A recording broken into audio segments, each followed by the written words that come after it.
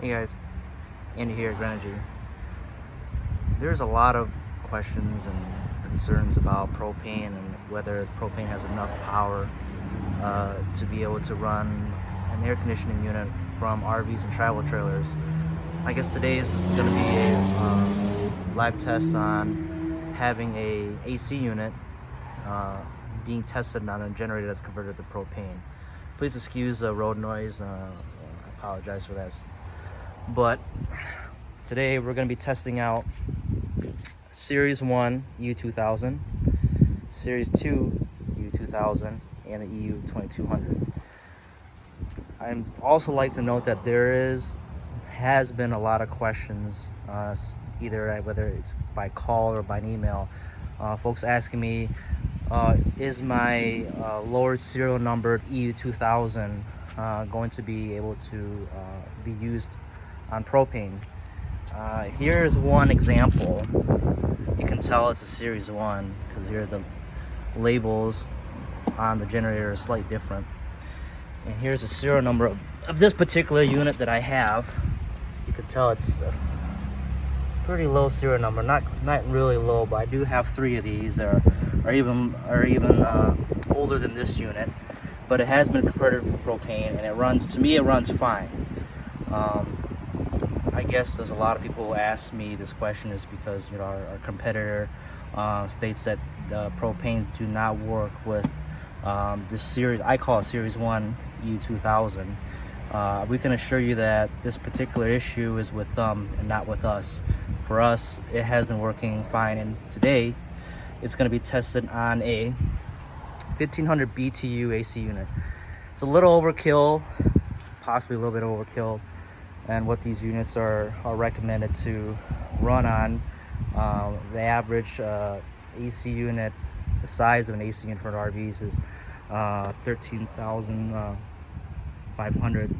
You don't really want to go any bigger than that, or else these generators kind of struggle on it. But I figured, what the heck, let's really put these things through the ringer and try it out on a Frigidaire 1500 window AC unit. It would be nice to get an RV with an actual AC unit, but I figured, hey, this is kind of similar to what we're going to be testing out on. So 13,500 is what is recommended to be running on these generators. I don't recommend running any bigger than that. You'll actually put a lot of stress on the internal inverters on them and really stress out the inverters. I don't recommend that, but today we'll test it out on the Series 1, Series 2 2000, and ever popular EU2200. All right, here's a setup. Series 1 EU2000 being hooked up to a 1500 BTU AC unit. This unit is fairly good condition, unmodified. And for those who are really wanting to know the specs on this AC unit, I'll list the part number of this AC unit in the video. So here, again, Series 1 EU2000, serial number. We have hooked up a watt meter onto here. So we'll check out the volt, the amp, wattage, and the frequency to make sure that nothing is, that the frequency doesn't drop below 60 hertz. If it does drop below 60 hertz, you know that this generator is not outputting enough power to be able to keep up with the AC unit. So here we go. Just a quick note on this particular unit. Once you do plug in the outlet and turn this thing on, it takes about roughly 2-3 minutes for the compressor to kick on. We'll kind of just skip through and fast forward to the video to see when the compressor kicks on and really draw wattage from the generator here, so that way you don't have to wait 1 to 2 minutes for this thing to kick on. So we'll just skip through that. But what we are really looking to is to see if this thing will actually, once it kicks on, to see if it actually kills the generator and it just kind of stalls out. So you might want to turn up the volume on your speakers to kind of hear it. But we'll also do a close-up video of the watt meter to see if the red light comes on, or see if the generator basically stalls out.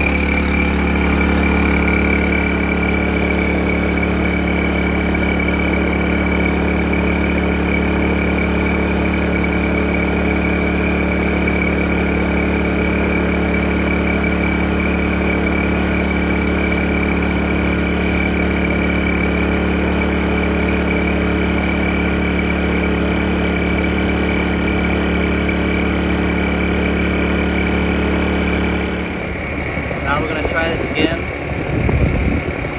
with AC on and at high. This time I have the camera set right in front of the generator to see watt unit usage and if the red light kicks on or stalls out the generator.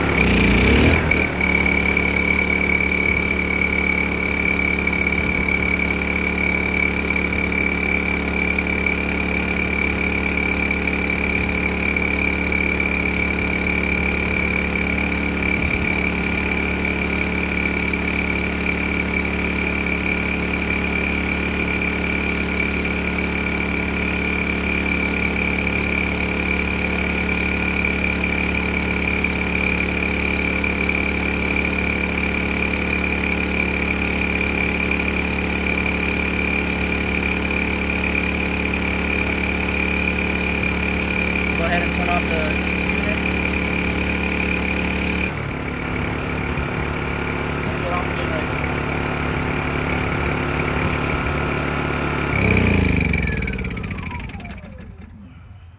We saw roughly watt usage of about 1100. Right now today is about 72 degrees out. If it's a little hotter, it'll probably see a little bit more wattage. Unfortunately, I was waiting for the day to get hot, and I have tested this AC unit on a day that's a lot hotter, which is about 80, and the wattage draw was about 1500 from this unit. But it still ran. Maybe I should have had it on video, but at least it started. The generator started and ran fine with the AC unit compressor being kicked on, and it didn't die out. The generator didn't die out, so it's a good thing. Next, we'll be testing the EU2000 and the 2200. I'll put together this video clip of the two tests together. I had this test ran last night when it was a little bit warmer, but I ran out of daylight, so you'll see the wattage usage from the night prior, which was yesterday was a lot hotter, which is about 78 degrees, Here in West Michigan, the weather kind of goes up and down, but all in all, I'm just kind of just trying to showcase the generator being able to be used on a 1500 BTU AC unit. So sorry the video is a little dark. I was running out of daylight, but you can just get the gist of seeing the generator running with this AC.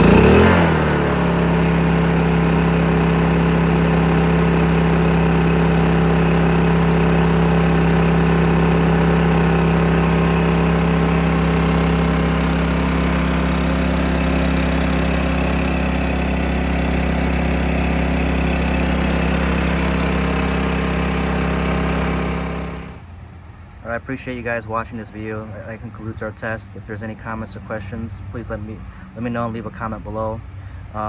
Before I wrap up the video, I'd like to point out a few things that I constantly get emails and calls with. Yes, again, I get emails every single day. Our unit, our kits are compatible with the EU2000 Series 1. Those serial numbers, we don't have any issues. We get a lot of calls. This particular issue where folks hear that Propane is not being compatible with their older model EU2000 is just with our competitor. It's not the case with us. And also another most popular feature that our kit offers, which is what draws a lot of attention to our kit, is we use aluminum, CNC aluminum fuel adapters compared to our competitors. So theirs is 3D printed, ours is aluminum. These kits are made to last 20 to 30 years. Not sure about using 3D printed plastic, but for us it's been very highly successful. This is patented and proves so much so that we were able to run this big old AC unit on all three generation, I wouldn't say generation, but all three kind of revised model of Honda's generator lineup: Series 1 2000, Series 2, and the 2200. Another note is, folks ask us, what about for us? Well, we live 5,000 feet above sea level. We go travel up there and whatnot. How will this generator and setup still work? Yes, it does. We do include a here, I call this the high idle adjustment. Other folks call it the load block. But when you're 5,000 feet above sea level, the air is a lot thinner, so you're gonna have to screw in this adjustment to reduce the fuel flow into the generator, because thus, like I said, there's a lot less air up at 5,000 feet above sea level. So having this adjustment, just follow your user guide on how to adjust this. It's a very minute adjustment, but it works great. You don't want to run this thing too rich when you're above 5,000 feet above sea level, or else you kind of lose top end power of generators. So you don't have to mess with this adjustment here. You just basically mostly do the adjustments here if you're at that height. When you do get this kit right out of the box, you shouldn't have to do any adjustments.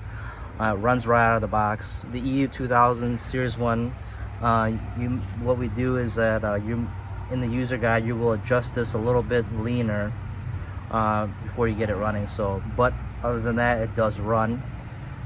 So, all right, guys, I appreciate you taking time to watch this video. If there's comments or questions, like I said, please let me know. Thanks. Bye.